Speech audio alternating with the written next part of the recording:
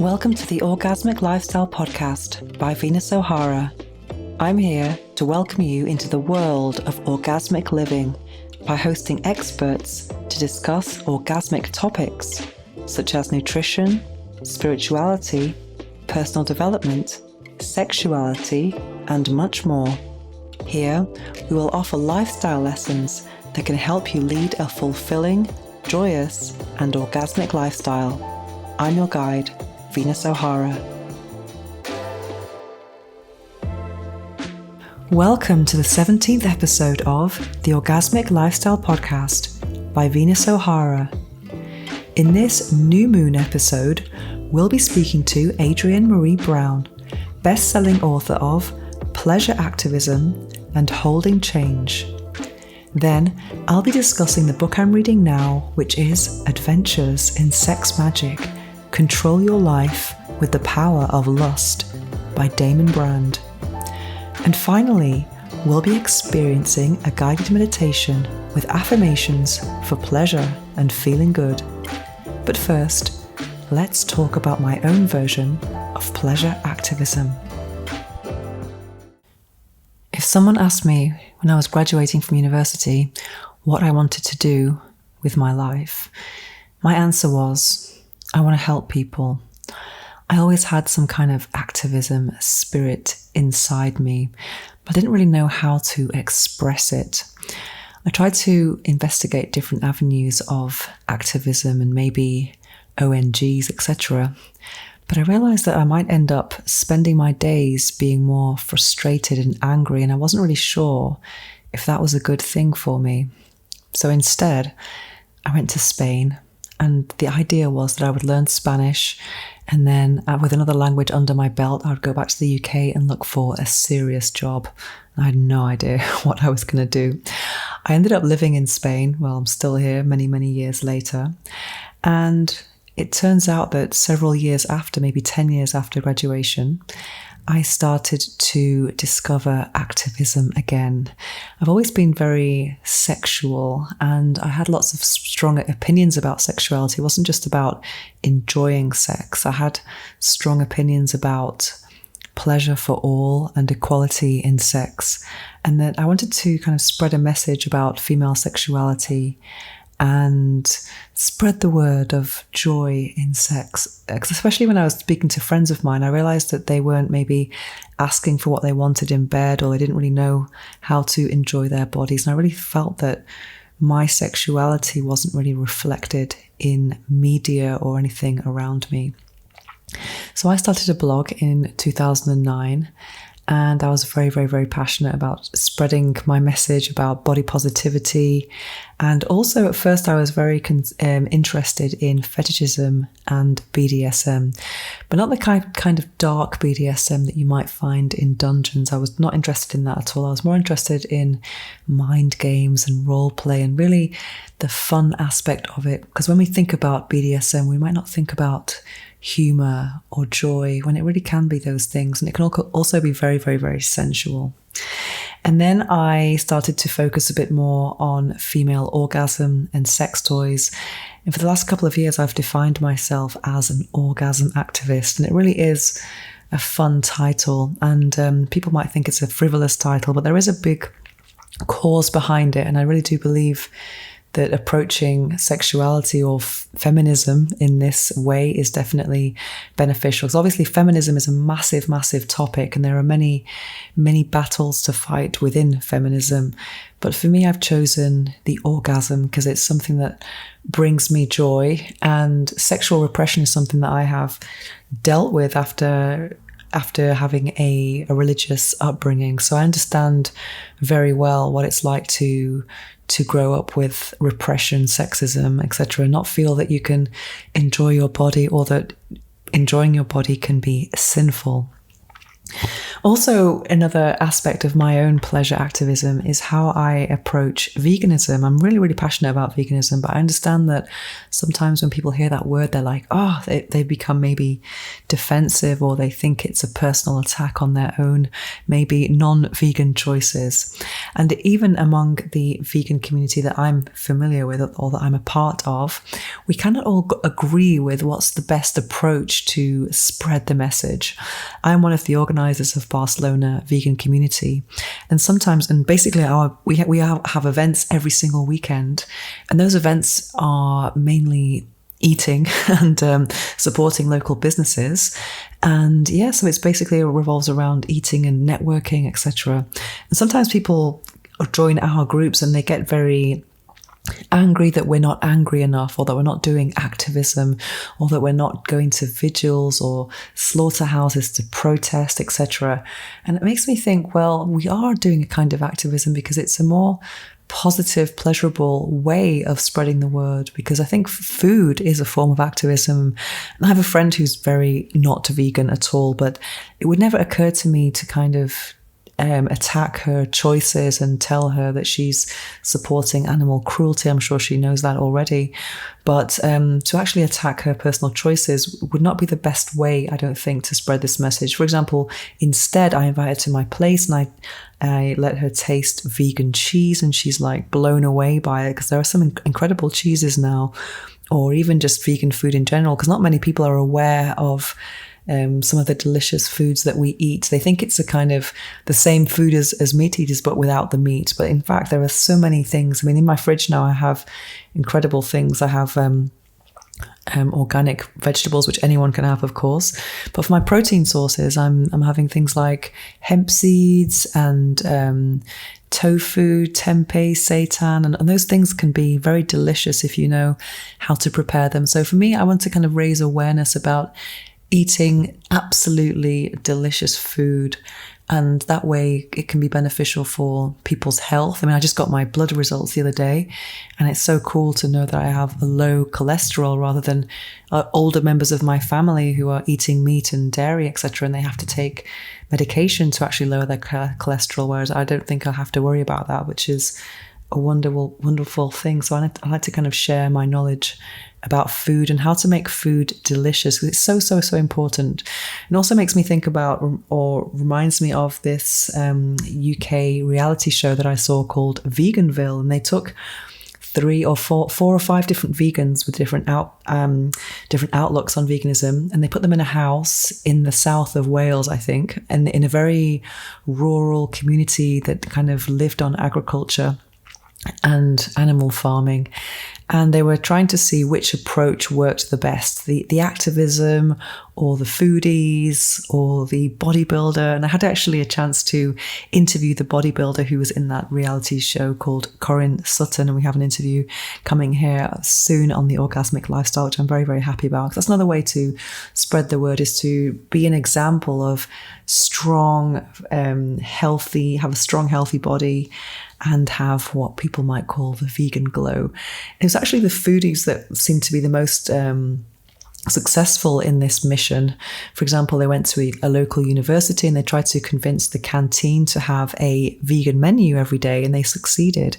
Whereas the angry activists and who are just focusing on slaughterhouses seem to kind of alienate people from the cause. So I definitely think pleasure activism is something that is a serious form of activism, but also it is wonderful to approach causes with a pleasurable outlook. I'm not sure if it can apply to every single cause in the world, though, but where possible, it's definitely worth investigating. Now it's time for this episode's interview. I'm going to be speaking to Adrienne Maree Brown, best-selling author of Pleasure Activism and Holding Change. Adrienne Maree Brown, welcome to the Orgasmic Lifestyle podcast. It's literally a pleasure to have you here. In your book, I've been reading at the moment, Pleasure Activism. I'm really enjoying it. So many different ideas in it. It's so much to talk about.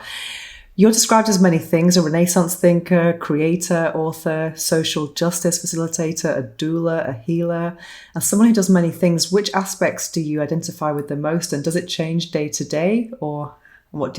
I think every single day, all the time, I'm a writer. Okay. Hmm. Ah.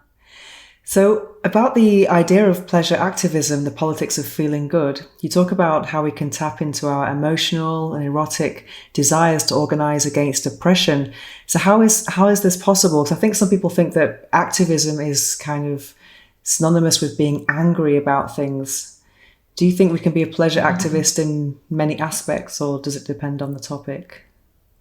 Well, I mean, I think one of the most important aspects of pleasure activism is that it's about reclaiming pleasure, particularly for those who are in bodies that have been oppressed or marginalized or are seen as bodies that are meant to just labor and not experience pleasure.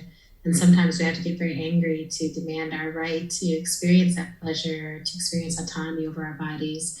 So I think that it's all woven in, and a lot of what I speak about in the book is that pleasure is not something that happens in isolation. It's tied into being able to feel the full range of your emotions, to be able to process the emotions well so that they're not building up and creating stoppages and blockages in your sense of life or in your body. So it's all connected.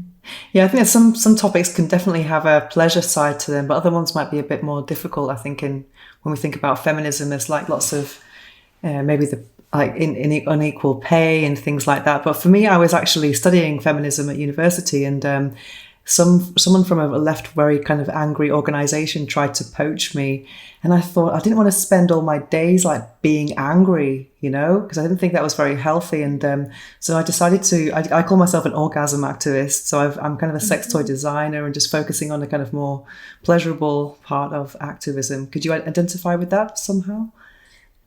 Well, I think it's a little different, like for most of the communities that I'm writing for, it's not necessarily an option, feeling Mm, the anger, noticing that there are things we have to be angry about is not, it's like it's not negotiable. It's just an mm, absolute part of life, in the US to be black, to be queer, to be a woman, like there's all these things that are like, I'm gonna be angry about these things.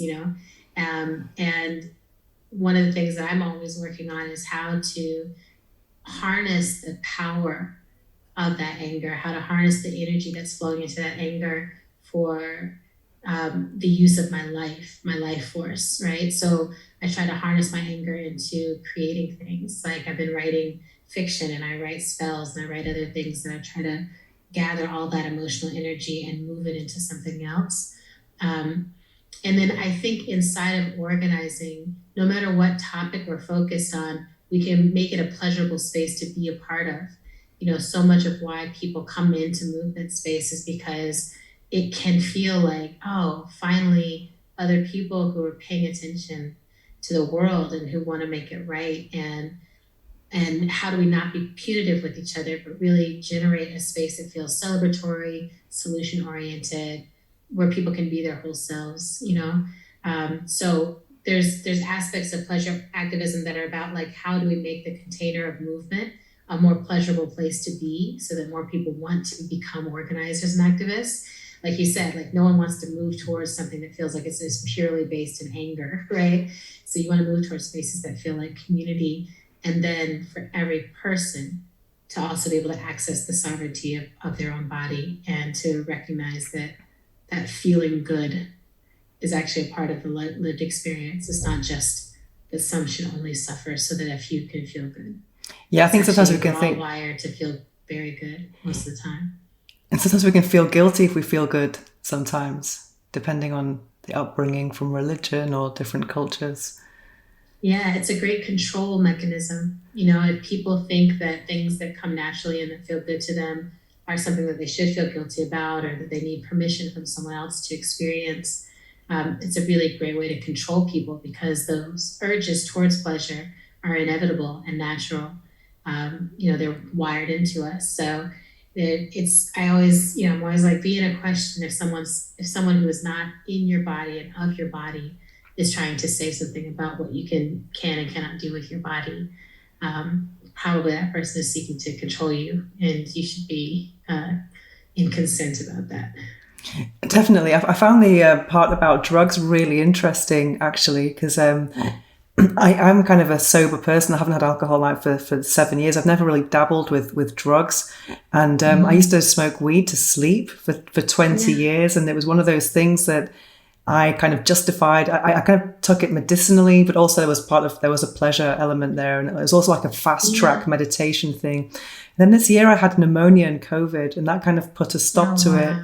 So I must confess, it's been like, I feel like a sober activist now. But I do know that there's lots of circles who maybe glorify plant medicines and things like that, and harm reduction. I think it's a very interesting topic because I'm kind of like looking at it from a very different perspective now. And I just think that sometimes the pleasure element can be a gateway to the dangers of it. What do you think? I mean, one of the things I think is so interesting about harm reduction is that it includes the space for people who are 12-steppers or who are like, sobriety is the path that allows me the most presence, right?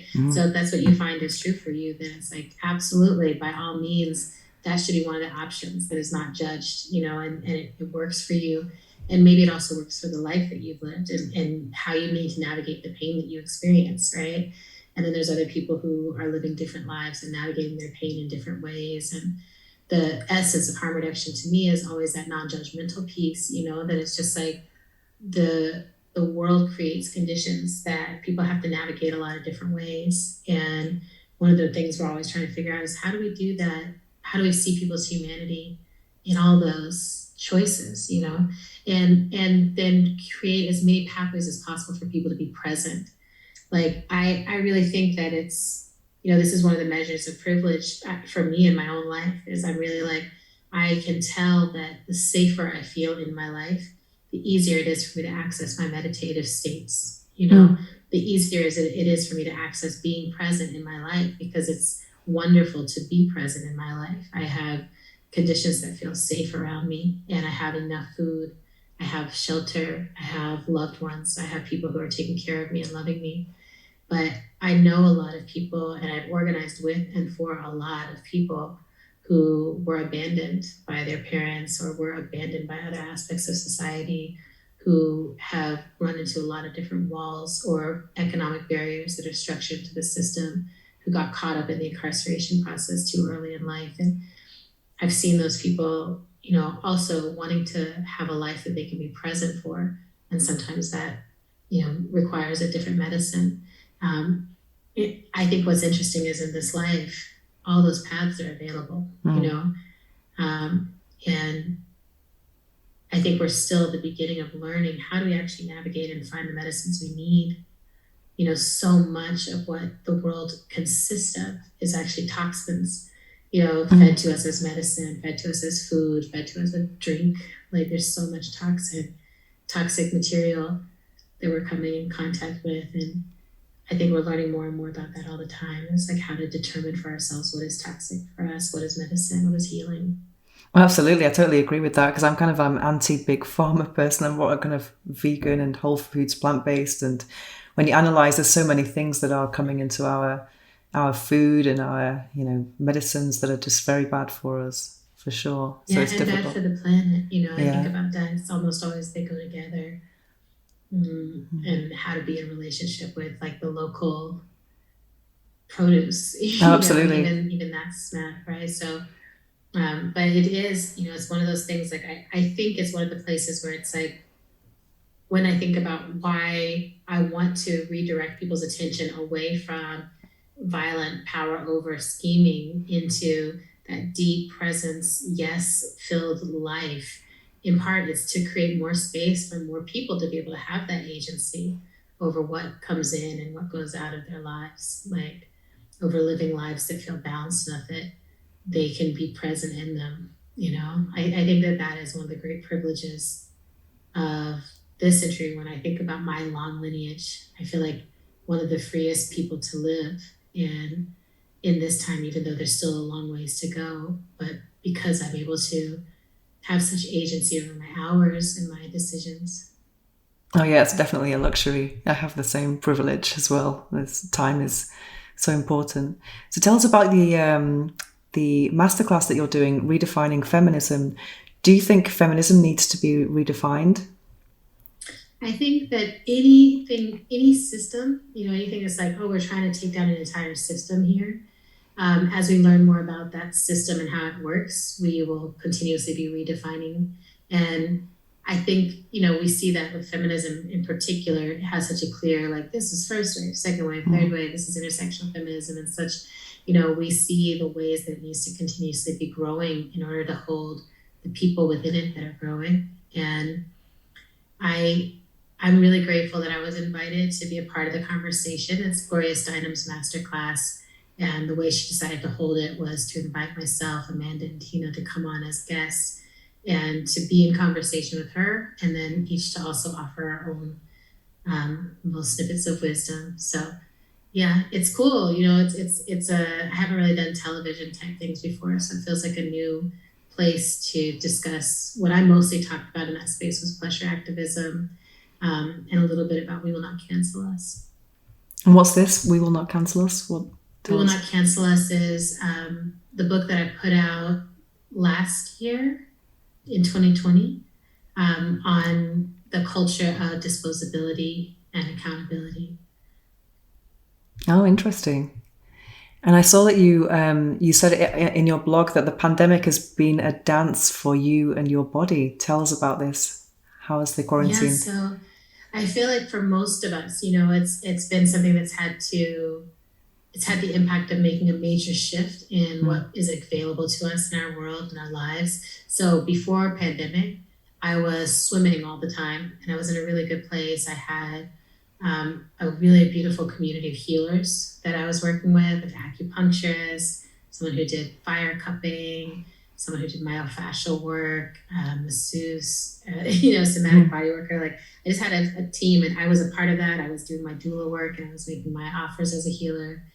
And I had a plan to go on this sabbatical and do some reflection on the world after having released Pleasure Activism and having it be such a massive success. I needed to kind of turn inward. So I had been swimming and take care of my body and had this team and everything. And I go on this trip. And during the trip, about 2 months into it, that's when the pandemic kicked in a massive way. And I was in Italy, near hot springs, natural hot springs that's there. And I had to come home back to the US because there was a chance that it was unclear whether we'd be able to get back into the country if we waited.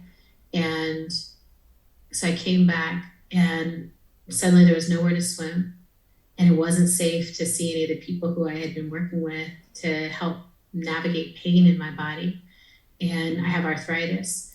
So the pain just went off the charts, and I started to feel very much like my body was falling apart within, and there was nothing I could do. I was just like, I don't know how to navigate this. And so it's been this dance, of one, kind of accepting the body that I am in right now. Like, this is the body that's bringing me through the quarantine. This is the body that's surviving this pandemic somehow. And one of my favorite podcasters, Crystal West from This Is the Read, she said that. She was like, how dare you be angry at your body for gaining weight during a global pandemic? Like, your body is keeping you alive during a global pandemic. Be grateful. So there was some of that. I was like, even if I'm in more pain, even if I can't go swim, even if I can't do the things I'm used to, my body is still surviving this. And what can I do to dance with it? And so I was like, okay, yoga. One of the reasons I practice yoga is because it's available any place, anytime, and I have a lot of different people who have taught me over the years. Lately, I've been really enamored with the work of Jessamine Stanley. She has a new book called Yoke out, and it talks about the yoga of your whole life, bringing that mindfulness and that breath, that awareness of choicefulness to every aspect of your life. So I started really digging into my yoga practice, really thinking about strengthening and physical therapy. And like, I now feel like I'm back in a place of health in my body. And it's a health that is, there's still more sugar in it that I don't want necessarily. And, it really truly feels like a dance, but I'm able to swim again daily, which is a gift. And I can feel how happy my body is to have that support and slowly start to see healers and others again. And I'm like, wow, I made it through. I bought my own little silicone cups and taught myself how to like do some self-cupping. Oh, cool. I learned all these like self-massage technologies and, just did all these things. Like, okay, what can I do for myself here? Like, how could I be a comfort to myself? How can I invite my own alignment? Yeah, so I'm grateful. I'm grateful to constantly, I keep pushing myself to look at my body as a place of health rather than as a place of harm. It really helps me. I think a lot of people can identify with that, with the pandemic. I think it's really affected a lot of people. And I always envied those people who were doing these home workouts and, because that took a lot of discipline, because sometimes you just feel like there's so much uncertainty just sitting on the sofa and eating and became more of a pleasure. Oh yeah. I mean, I also I find it really helped me figure out like how to still claim the day. So I still find that like that there's something I need when I first wake up in the morning. I really need to be able to turn straight to practice. So it helps me to wake up and either know that I'm going straight to swim or wake up and go straight to the mat and just land, from dream world into this reality, really get back fully in the body before I start trying to go about doing anything else with the day. And it really makes a difference, waiting as long as I can to look at my phone in the morning helps a lot too. It's basically a guaranteed good day if I can get in my body before I get on the internet. Right. I feel like the pandemic for so many of us was this invitation, like, what is it that you need to structure into your life to make it compelling enough to want to continue? Definitely. And I think I just lived in a hoodie for 2 years, made me think about clothes a lot and fast fashion and things like that. It really, and how much we waste in general on people and time and things we don't need. Definitely. And another question for you. You recently came out with your first fiction piece, Grievers, a novella about the Black Death during a pandemic that you first began writing in 2012. Was there any parallels between that book and the pandemic that we've lived? Absolutely. I think anytime there's a pandemic or a plague, an epidemic, there's all the people who are left behind, and there's the unique experience of having lived through a moment where everyone lost someone, everyone lost someone or everyone lost something, some path, some potential future that they thought was going to be theirs. So I feel that inside of the storytelling that I'm doing with this, novel trilogy of novellas, is trying to tell the story of a place that everyone is touched by the loss, everyone is touched by the grief, and it fundamentally changes who they are and what their work is in life, which I have found to be true for myself. As I grieve people, my purpose also shifts. And how is your writing process different when it's fiction compared to nonfiction? I think a lot of my nonfiction I've been able to write on the edges of my life, like while doing other things. A lot of my work was as a social justice facilitator. So I would, be called into meetings with very, very important people, people who are moving and shaking and changing the world. And I would often write, while they were having small group conversations or when it was a lunch break or something like that. And that was fine for the way I needed to ideate and move the nonfiction work along. I finished a lot of my books that way, with just like a short period of time to be in retreat and things like that. So I feel like the difference for fiction was I needed to get lost in the world more fully. It didn't fit on the edge of anything else. And I find that's still the case. I have to give fiction a whole day. The whole day has to be given over to the characters in the story. And when I'm in the process of it, the characters are very active in like telling me, here's the next piece, or here's the next thing you need to understand, or the next argument that needs to be had. So I feel like I really enjoy the fiction writing process. It makes me feel a little bit more free, in, like a little bit more. I'm just like, oh, when I'm writing nonfiction, there's such an effort, even though I know that there's no such thing as perfection, or there's no perfect right way to do things. When I'm writing nonfiction, I am pursuing something that I'm like, can I get to the heart of the matter? Can I get to the exact place to help people understand this? And with fiction, there's so much more mystery. It's like, we don't understand this. There's a lot of this shit that we just don't understand. And we still have to keep moving forward. We have to compel ourselves forward into an unknown that feels fairly bleak sometimes, right?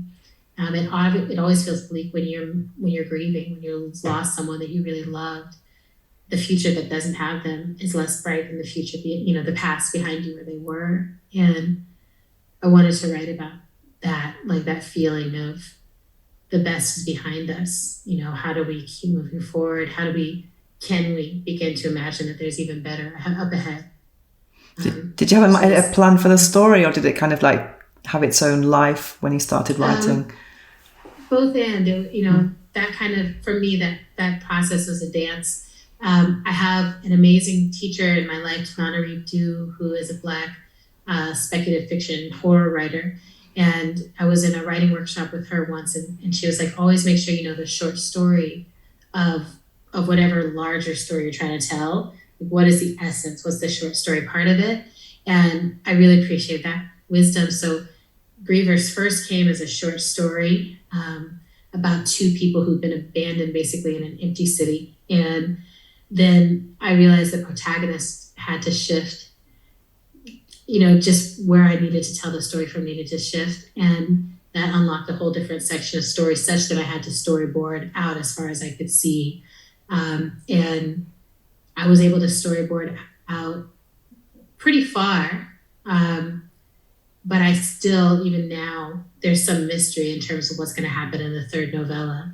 So I'm like, putting the finishing touches on the second one. And the third one, there's ways that it still keeps shifting in front of me. And I'm excited by that. Yeah, I can definitely imagine. And do you get any opinions from other people about what to do, or are you going to?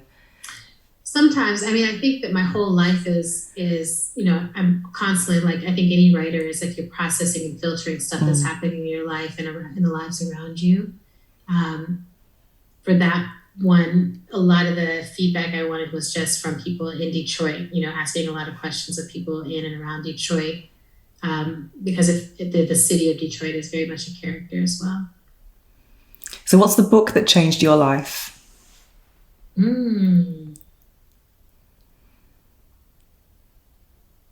Wow, there's so many books that have changed my life. I would say one of them is the autobiography of Malcolm X. I remember reading that book and feeling all the possibility within it that, the many, many people that Malcolm was over the course of his life, and feeling in myself, wanting to access that range within myself, wanting to know what the truth, my radical truth was as a human being, and wanting to know what my evolved and spiritual truth was as a human being. I found that book to be extremely important, and I returned to it many times. And I say the Tao Te Ching is another book. Oh yeah, I love that. It's referenced in most of my other work as well. And it's just I love how deep the wisdom is in that book, delivered in such brief verse. I feel like I'm always trying to seek that way of being. And when I released Holding Change, which is my book on facilitation and mediation, it was really modeled after the Tao Te Ching in parts. There's sections where I was like, I really want to say, like, how briefly can I say this? Even if it's not quite a verse.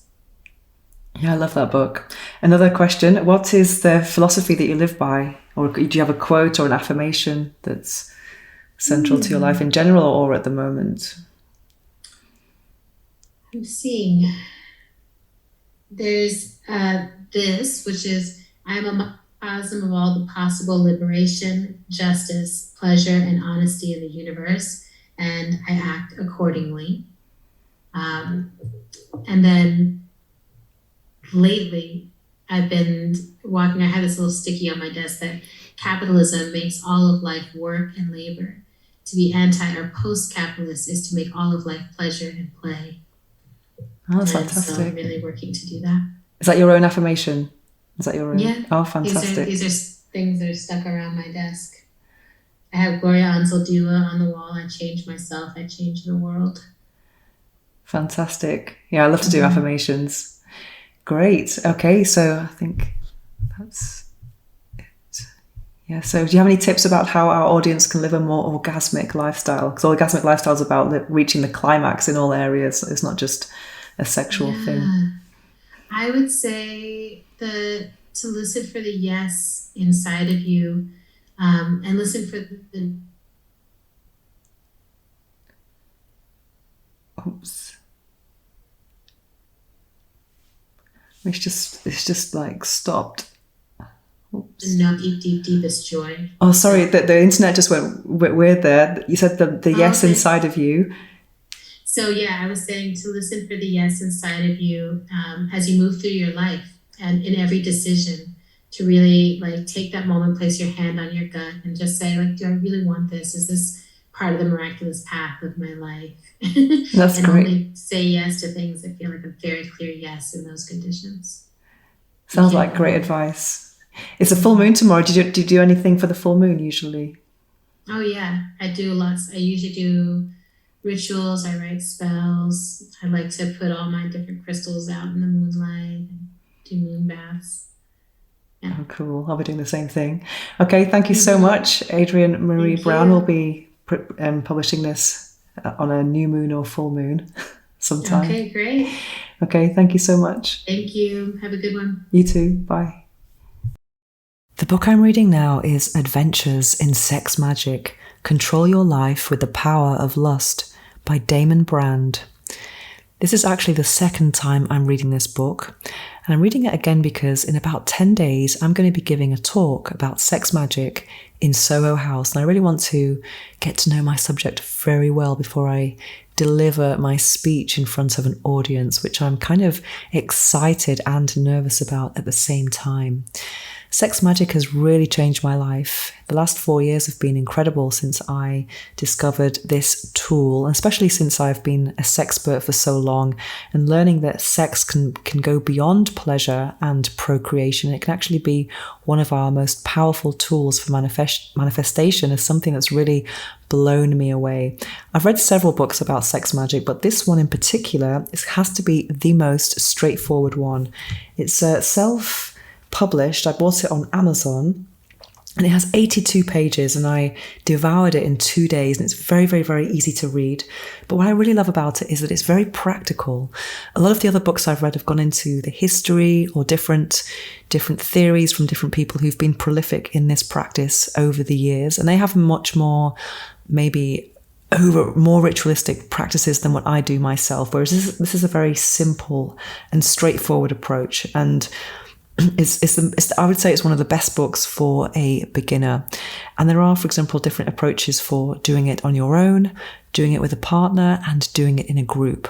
As I may have mentioned in previous episodes, I'm not really into practicing this with a partner or with a group. I think there are too many variables at hand. And when I am in a situation where I am lucky enough to have sex with a real person, I'm not thinking about manifesting my goals. I'm thinking about just being mindful and enjoying the human contact and human warmth, and of course, amazing orgasms without a sex toy, which is something I definitely enjoy as well. In this book, I actually learnt about sigils, which is something that's really blown my mind. And sigils are basically magical symbols, and there are several ways that you can make them. For example, one of the ways that's described here is, I think it's called the chaos sigil. And what it is basically you write out a sentence of something that you would like to manifest, and then you rewrite that sentence without repeating any of the letters.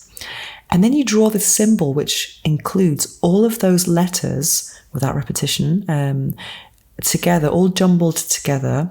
And then you start kind of simplifying this symbol over and over until the letters are no longer recognizable. It just becomes a kind of series of squiggles, basically. And then you draw a big circle around it. So what I do now for New Moon, which is today, the New Moon episode, is that I choose 3 things that I want to manifest. And I think it's important with sex magic to choose things that are kind of within your reach and that you would like to manifest in the near future rather than things in the distant future, because you don't know if you're going to still want that thing in the distant future. So going for 3 things that you want to manifest fairly soon. And then I make these sigils with those sentences. And I have these 3 pieces of paper with some squiggles and a circle around them. I leave them for a few days, so I've forgotten about them completely. And then I use them in my sex magic ritual, which basically consists of masturbating. Well, masturbating. I listen to an affirmation track of my own, which is called Affirmations for Manifestation, which is something I've already shared on this podcast. And I also have it available on insighttimer.com, because if you want to check out my meditations, they're all on Insight Timer, which is one of the best meditation apps. So listen to this track, which is about just manifestation in general. And then I masturbate and I enjoy my fantasy. But then when I'm about to have an orgasm, I pick up this piece of paper with my sigil on it and I just look at it as I'm about to have an orgasm, as I'm having the orgasm as well.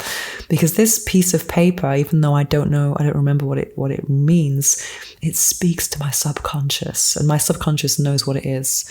So that's one of the methods that I use between new moon and full moon. Then when it comes to full moon, I get rid of these sigils because they're not sacred objects. They're just tools.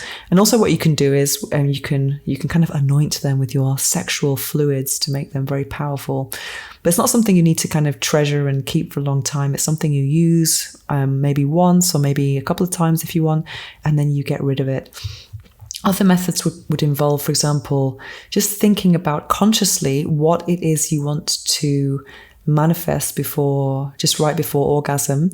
And then another method that he describes in here is actually to mutter a word that's related to that desire from the moment of when you're trying to get your breath back after orgasm. So it's like post-orgasm, and then you're becoming kind of returning to a normal state. So for example, it could be success, success, success, or love, love, love, something like that. So the sigil kind of method is more of a speaking, well, they all speak to the subconscious, but it's not a conscious approach, let's say. So you're just like looking at a symbol basically, and you don't really remember what it is. Whereas after the full moon, I kind of go back to my more conscious approaches where I do know what I'm thinking about. I do choose a specific intention before I masturbate, and then at that time just before orgasm. And also during the fantasy that's kind of building me up to that place, I do kind of make reference to it in my fantasy as well. So I have a normal sexual fantasy, but there is something in that fantasy that's related to the thing I want to manifest. Because it's quite interesting that you can eroticize any desire. For example, I did that with the apartment I'm living in now. I imagine I was walking around naked, barefoot, and I was receiving the best cunnilingus of my life in my new bed, things like that. So I think you can, I think it's a lot of fun actually to eroticize any desire you might have. I also did eroticize the desire to pay my student loans off, which was amazing. I remember picking up that phone and going, "Here's my number, take your money, it's over, yes." And I just imagined I was naked making that call, and I just so euphoric that finally I could rip up all of these papers, all of these letters that I'd received over the years from the student loans company, telling me how much I'd owed them and how much interest that had accumulated. I was like, adios, bye, get good riddance to this loan. So I actually did that. So I haven't manifested many, many things through this. But of course, you can't just lie around at home masturbating and trying to manifest things in life. You must also take action. And yes, I'd highly recommend this book. It's a very simple book. And there are also different types of sigils as well. And lots of great tips. So if you want to just If you're a beginner in this practice, or if you're curious, then I highly recommend this book, Adventures in Sex Magic, Control Your Life with the Power of Lust. It's definitely worth reading and rereading. Now it's time to slow things down as we prepare for this episode's guided affirmations meditation. It's probably not a good idea to listen to this while driving or operating machinery. Instead, take a break from whatever you're doing, get comfortable, take a deep breath, and enjoy.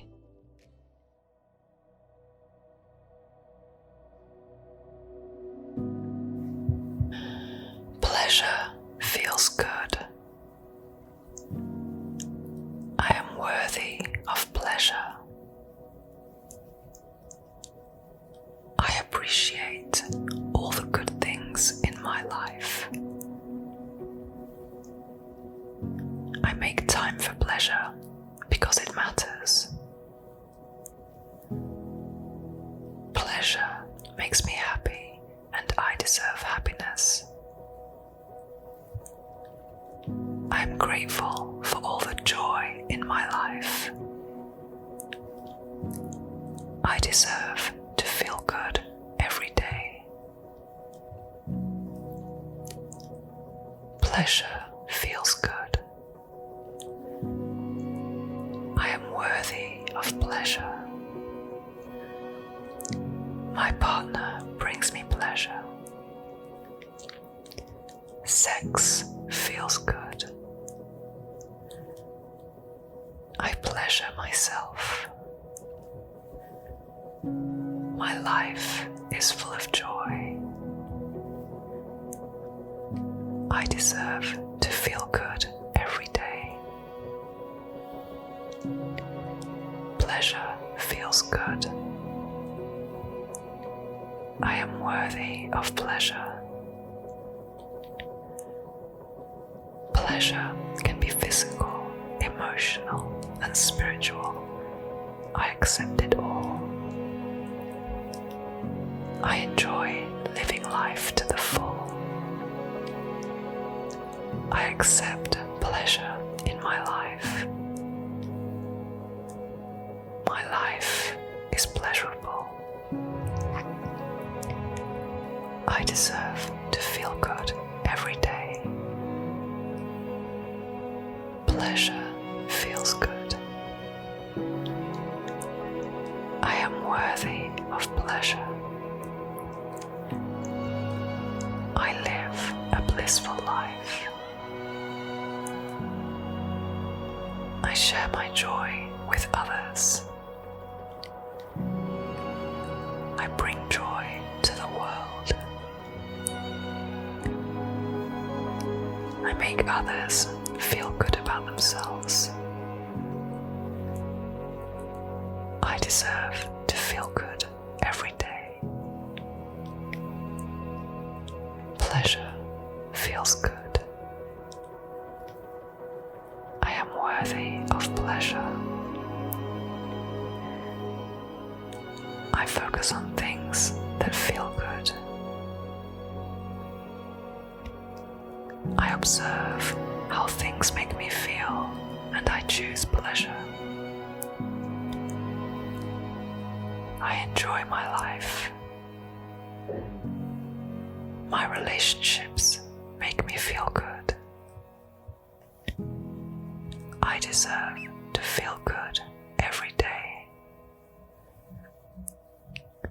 Pleasure feels good. I am worthy of pleasure. My body gives me pleasure. I can let go and enjoy the pleasurable things that are present in my life. Food brings me pleasure. Sex brings me pleasure. I deserve to feel good every day. Pleasure feels good. I am worthy of pleasure.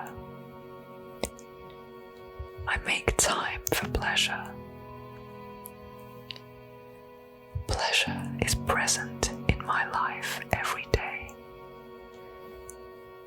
am worthy of joy.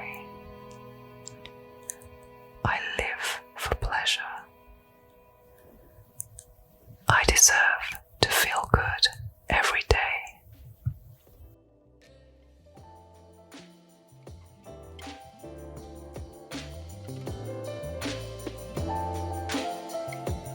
To find out more about me and my orgasmic lifestyle, visit venusohara.org or follow me on Instagram at instagram.com/venusohara.